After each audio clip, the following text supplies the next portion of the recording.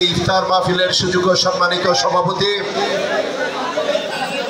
এই মঞ্চে উপস্থিত আগত নেতৃবৃন্দ, বিশেষ করে আমার অত্যন্ত কাছের অত্যন্ত প্রিয় এই নির্বাচনী এলাকা থেকে চারবার সংসদ সদস্য হয়েছেন অধ্যাপক মোহাম্মদ ইউনূস সাহেবের সুযোগ্য ছেলে, আজকে এখানে হয়তোবা সময়ের স্বল্পতার কারণে হয়তোবা বক্তব্য রাখতে পারে নাই। কামরুল ইসলাম নাসিম এখানে আছেন।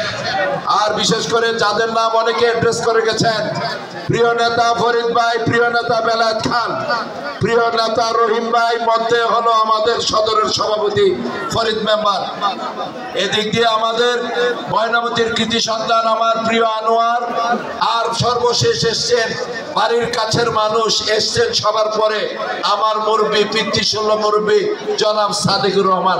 সাদেক সাহেব একটু দাঁড়ান, সবাই তো এই যে আমাদের সাদেকুর রহমান উপস্থিত, আর পিছনে তো অনেকেই আমাদের জামাল সোহাগরা সহ আমার প্রবাসী প্রমাণ প্রিয় নেতৃবৃন্দ, সবাইকে আমার সালাম, আসসালামু আলাইকুম। সদর সেক্রেটারি মতিন মেম্বার আসেনি, লতিফ মেম্বার অনেক কষ্ট করছে, দাওয়াত দিছে।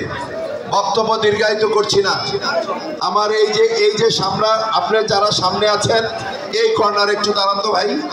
আমার পিছনের এই যে যারা আগামী দিনে আমার জন্য দীর্ঘ 30 বছর যারা কাজ করে তাদেরকে আমাদের একটু দেখতে দেন। আমাদের ইফতারের সময় এখন কারো বক্তব্য কোনো ভাল লাগবে না। আমি 2 মিনিট বলে আমার বক্তব্য শেষ করব।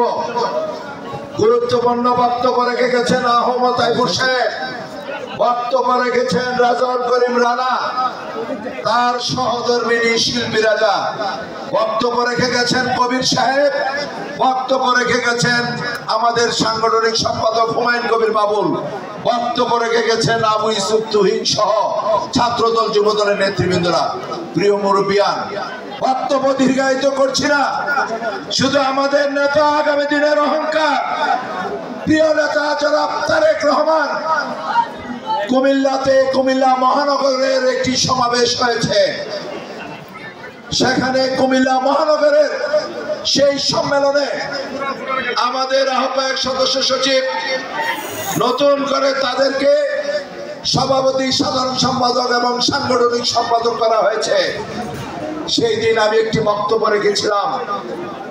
সেই বক্তব্যতে শুধু আমি বলেছিলাম কুমিল্লা 5 বুড়িচং ব্রাহ্মণপাড়া তথা টেকনাফ থেকে তেঁতুলিয়া, রূপসা থেকে পাথুরিয়া, আমার প্রিয় নেতা একটি অনুরোধ রেখেছেন সবার কাছে। সেই মেসেজটুকু আমাদেরকে, আপনাদেরকে জানিয়ে দেওয়ার জন্য বলেছেন। সেটি হচ্ছে ঐক্য, ঐক্য, ঐক্য, ঐক্যর কোনো বিকল্প নাই। সেই দিন আমি সেই সম্মেলনে ঐক্যর কথা বলেছি।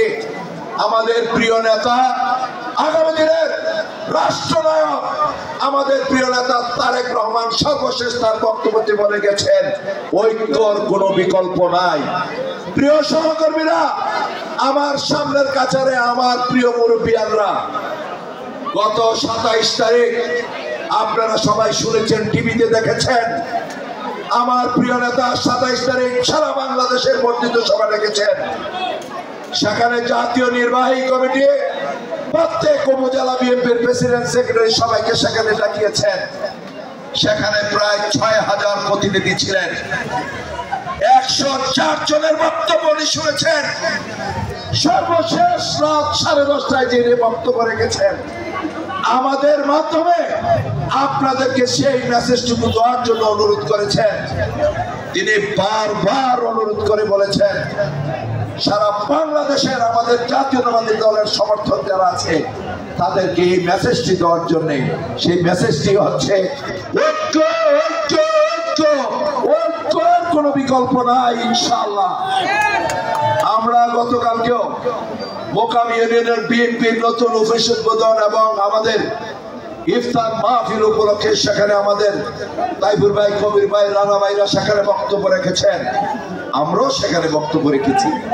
আমরাও সেখানে বলেছি বাংলাদেশের কোথায় কি হয়েছে সেটা আমাদের দেখার বিষয় নয়।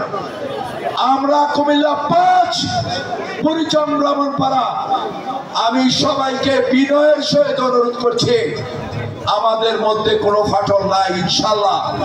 আমার প্রিয় নেতা নির্দেশ দিয়েছেন আমি ওনার একজন সহকর্মী হিসাবে, আমি এই দলের একজন কর্মী হিসাবে অচিরেই আমাদের সমস্ত নেতৃবৃন্দদেরকে নিয়ে এক মঞ্চে বসে ইনশাআল্লাহ আমরা ঐক্যর ঘোষণা দিব ইনশাআল্লাহ।